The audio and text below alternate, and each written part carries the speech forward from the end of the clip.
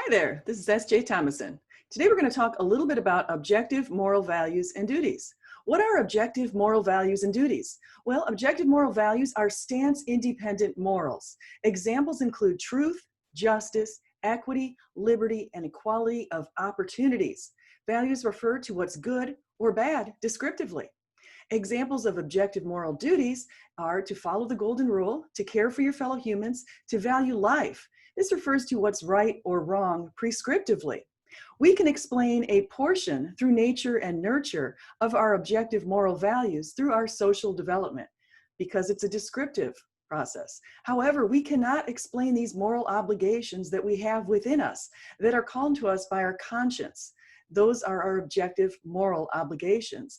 And that forces us to make the understanding that this must point to an objective moral lawgiver who also happens to be transcendent to cultures, generations, and people. Why must this lawgiver be transcendent? Well, the lawgiver must be transcendent in that the laws themselves are transcendent. They're universal. We even have examples from a number of global studies, such as the Globe studies, such as the World Value Surveys, such as studies by Shalom Schwartz, that have given us some evidence of certain values which are universal. For example, Shalom Schwartz found that benevolence, which is a duty to care for the in-group, and universalism, which is a duty to care for the out-group or animals or other living things on this earth, are universal. These are universally held, regardless of a person's era, generation, culture, etc. So these moral values and duties are transcendent to cultures, eras, and ethnic groups. We've come to discover them over time. They are objective, which means they aren't subject to the whims of anyone.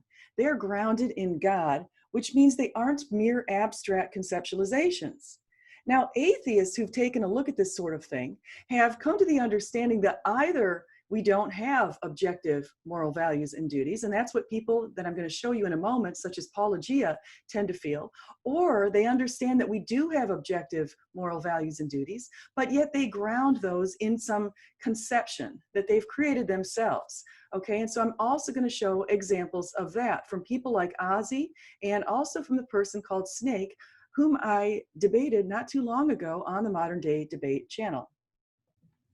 Apologia is an atheist who likes to make a lot of arguments that posit that we only have subjective morality. Here's just a little snippet to one of his arguments. Now again, the big question is whether or not objective morality exists. So this is an ontological question. It equates to this idea of saying, does math exist? Well, yes, math exists. Well, then how come Johnny doesn't understand math? Does that mean math doesn't exist? You see the illogic in this idea? Well, equate that with what Apologia is about to say. He has a completely illogical position, which is very similar to what I just said. Again, does math exist? Well, Johnny doesn't understand math. Oh, then therefore math must not exist. Listen to Apologia here. See if you can pick that up. Reference point it is actually based upon. Our moral experience convinces us that moral values are objectively real.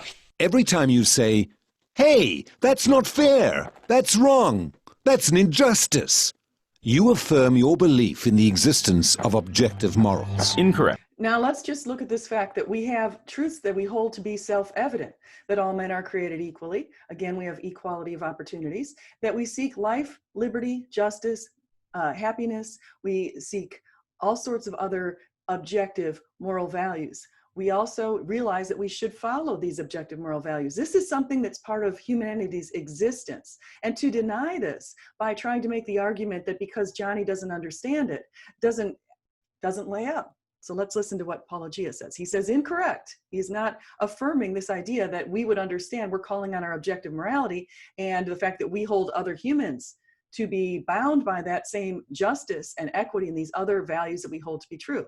So let's go.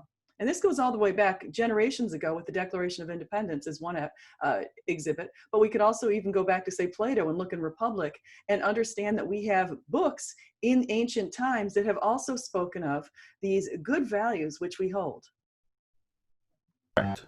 While it may well be that this thief feels remorse and that he is in the wrong to take the phone, there are also thieves who completely disagree that they've done anything wrong. This alone should be enough to shatter the notion that there's some absolute standard for right and wrong. Just because there are people who disagree with the standard doesn't mean the standard doesn't exist. You see how this is a completely illogical notion. So anytime anybody says this to you, realize that just because you can find somebody who disagrees with the standard, again, doesn't mean it doesn't exist.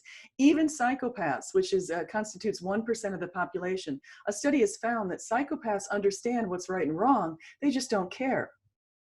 Okay, so that's another argument in refutation of the notion that Paulogia has conjured up. Let's go to another example. I've got a couple of atheists here who actually accept the fact that we have objective morality, but let's see examples of where they ground this. A person who calls himself Ozymandias Ramses is also conjuring this idea that he has his own idea. He believes basically that we have these, what he calls properly basic beliefs. Now, he has no grounding for these properly basic beliefs, but he feels that these are something that we should hold people accountable for. So let's listen. Constrain what we may responsibly posit and postulate and ultimately accept as justified, even though those properly basic beliefs can't be pressed into service to justify themselves.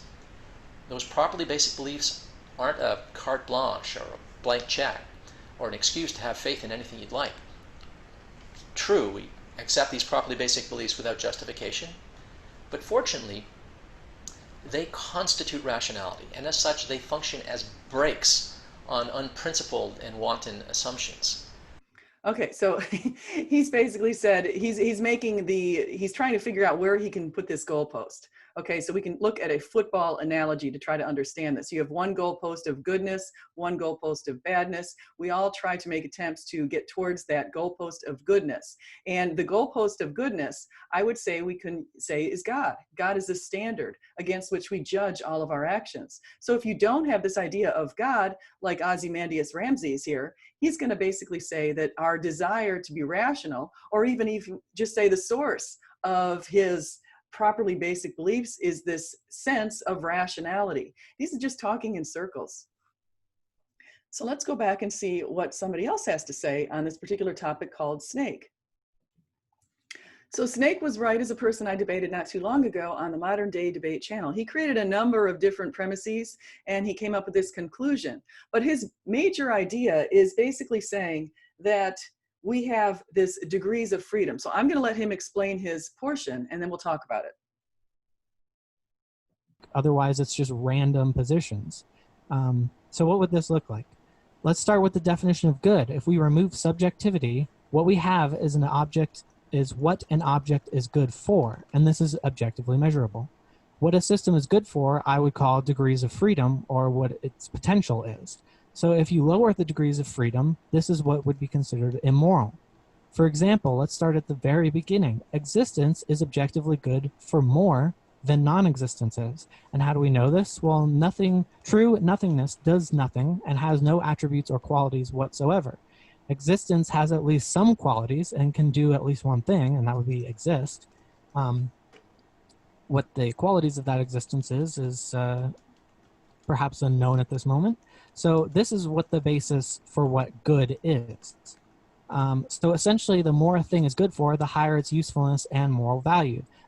So essentially, he's saying the moral value of something is what it's good for, what its potential is. It's not whether or not it's using its potential, it's the sheer presence of the potentiality. Okay, so something has high potential and we want to maximize its potential. He says we maximize its potential towards good. We don't know exactly how we would define good. And do people define good in similar ways? He hasn't been able to define the standard of goodness because he doesn't have one. So he's creating his own idea of a standard, which he has labeled as degrees of freedom. And again, this corresponds to this idea of potentiality. Okay, so this again is a logical failure because again, you need to have a grounding. There has to be a grounding if we have these transcendent moral laws, and it's a moral lawgiver who's transcendent. It's very basic. It's properly basic if we want to go back to what Ozzy said. So here's a slight variation on the ontological moral argument for God. 1, if God does not exist, objective moral values and duties do not exist. 2, objective moral values and duties do exist, hence God exists. This is a logically sound argument that comes from a philosopher called William Lane Craig. Let's think about this yourself. If you go back to C.S. Lewis, he said, "My argument against God was that the universe seemed so cruel and unjust. But how had I gotten this idea of just and unjust? A man does not call something crooked unless he has some idea of a straight line." In other words, where did this idea of how things are supposed to be originate? Going back to Paul Agea's video where he showed a person stealing somebody else's wallet, where did this idea that we're not allowed to go steal people's wallets, we're not allowed to lie, we're supposed to be treating everybody and giving everyone equal opportunities? Well, where did this idea come from? We witness this at the individual level in our conscience and at the global, societal, or historical level in our collective drive over centuries to goodness. This necessarily cannot be explained at the level of human psychology because humans are prone to evil, the other goalpost. Yet our conscience drives us to goodness. As Greg Koukl has said, the problem of evil is only a problem if evil is real. To say something is evil, though, is to make a moral judgment. Moral judgments require a moral standard, a moral law, and a moral law requires an author. If the standard is transcendent, then the lawgiver must be too. And quoted Richard Taylor, Greg Koukl quoted, "A duty is something that is owed, but something can be owed only to some person or persons. There can be no such thing as a duty in isolation. The concept of moral obligation is intelligible apart from the idea of God. The words remain, but their meaning is gone." Let's bring God back into the situation. Let's recognize the fact that he's done well for us. Let's recognize him. C.S. Lewis said something quite pertinent here. He said, "You find out more about God from the moral law than from the universe in general, just as you find out more about a man by listening to his conversation than by looking at a house he has built." Now, from this second bit of evidence, we conclude that the being behind the universe is intensely interested in right conduct, in fair play, unselfishness, courage, good faith, honesty, and truthfulness. In that sense, we should agree with the account given by Christianity and some other religions that God is good. But do not let us go too fast here. The moral law does not give us any grounds for thinking that God is good in the sense of being indulgent, or soft, or sympathetic. There is nothing indulgent about the moral law. It is as hard as nails. It tells you to do the straight thing, and it does not seem to care how painful or dangerous or difficult it is to do. If God is like the moral law, then he is not soft. I want to say thank you so much for your time today. Please like and subscribe, and do come again. This is Christian-apologist.com. I also might be using the term Psalm 23 apologetics, and I'll be talking more about that later. Thank you so much. Jesus is the way, the truth, and the life. No one gets to the Father but through the Son.